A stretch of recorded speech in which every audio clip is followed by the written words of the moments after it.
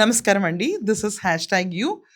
'Jogi Ramesh' news ఎంతైనా ప్రియాంక గారి doctor Priyanka మృతి చెందడంతో అది వెనకబడింది.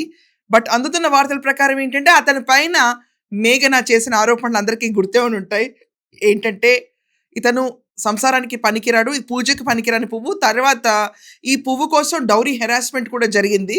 దాంట్లో 3 సార్లు ఈవిడ్ని మేఘన గారిని చంపుదాం అన్న ప్రయత్నం కూడా జరిగిందని క్లియర్‌గా ఆ రోజు ఆవిడ పెట్టిన కంప్లెయింట్‌లోనే ఉంది. దానిపైన 11 మంది పైన కేసు నమోదు చేస్తే దాంట్లో జోగి శకుంతల, రమేష్ కొడుకు రాజీవ్, దాని తర్వాత ఇంకో కొడుకు నలుగురు పైన హత్యాయత్నం కేసు స్ట్రాంగ్‌గా నమోదైంది. మిగతా వాళ్ళ పైన మాత్రం డౌరీ హెరాస్మెంట్ కేసు నమోదైంది. ఇది ఇక్కడ దాకా చాప్టర్ అందరికీ తెలుసు. కానీ ఈరోజు షోలో ఒక వింత పరిణామం చోటు చేసుకోబోతుంది.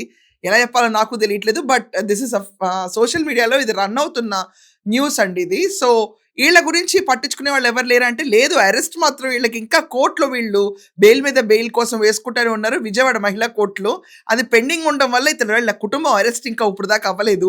కానీ జోగి రాజీవ్ పరిస్థితి ఏంటంటే, ఈ క్యాండిడేట్ కాపురానికి పనికిరాడన్న బ్రాండ్ పడిపోయింది. ఈ కాపురానికి పనికిరాడన్న బ్రాండ్ విపరీతంగా వీళ్ళకి సోషల్ ఇమేజ్‌ని డ్యామేజ్ చేసింది. More than anything. ఇక్కడ జోగి రాజీవ్‌కి డబ్బులు తక్కువ లేదు. కోటాను కోట్లు శుభ్రంగా మేసుకొచ్చున్న కుటుంబాలు అయన్నీ. సో ఆ కుటుంబాల్లో కూడా వీళ్ళు డౌరీ హెరాస్మెంట్ చేసి ఆ పువ్వుని కొంచెంసేపు పరిమళించడానికి, నవ్వడానికి, అంటే ఏ పెద్ద గొప్ప పనులు చేయడానికి కాదు, జస్ట్ నవ్వడానికి ఆ పువ్వు.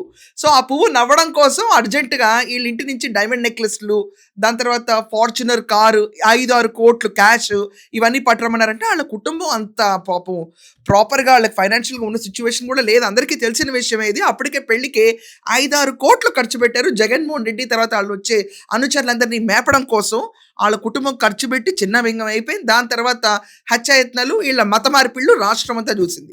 దీనివల్ల వాళ్ళ పెద్ద డ్యామేజ్ ఎక్కువ అవ్వలా. డ్యామేజ్ ఎలా అయిందంటే, పూజకి పనికిరాని పువ్వు గురించి ఎక్కువ డ్యామేజ్ అయింది. అమ్మాయి క్లియర్‌గా కాపురానికి పనికిరానాడు తీసుకొచ్చి నాకు అంటగట్టి నా గొంతు కోసారు అని చెప్పింది. ఆఖరికి జోగి రాజీవ్ హారతిస్తున్నప్పుడు పక్కన అమ్మాయి ఎక్స్‌ప్రెషన్ నీ బొందలే అన్నట్టు ఉంటది. ఒకసారి ఏంటారు ఆ విజువల్ ఏంటి ఇక్కడ?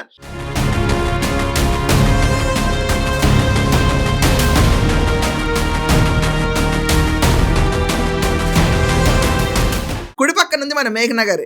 మన మేఘన గారు ఎంత లిటరల్లీ నువ్వు నీ బుడబక్కల డ్రామాలు అన్నట్టు ఉంటుంది ఎక్స్‌ప్రెషన్.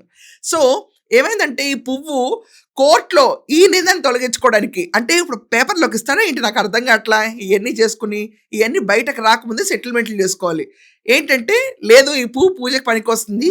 ఇక్కడ ఒక్క పూజకే పనికి రాలేదు. మళ్ళీ పెళ్లి చేస్తే కాపరానికి ఫిట్ అయ్యే క్యాండిడేట్, అసలు మ్యాటర్ లేని క్యాండిడేట్ కాదని చెప్పడానికి మెడికల్ టెస్ట్‌లకెళ్ళాడంట.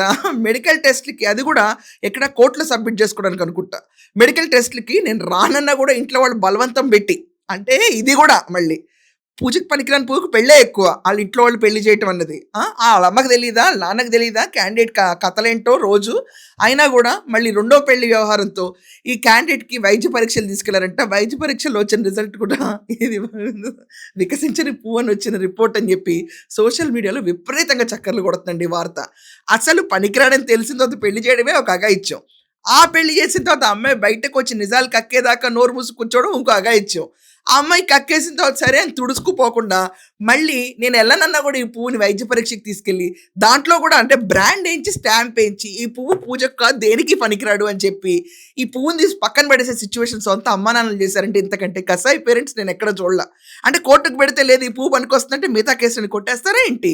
3 సార్లు హత్యా ప్రయత్నం. It's not a joke. So పువ్వు పరిస్థితి హాస్పిటల్‌లో టెస్ట్‌ల్లో కూడా వడిలిపోయిన పువ్వు, అసలు వికసించని పువ్వు అని చెప్పి బయటకొస్తుందంట. మరి ఇది న్యూస్ మీరు కూడా చదివుంటే ఖచ్చితంగా దీనిపైన మీ ఒపీనియన్స్ రాయండి. That's all for now. Thank you.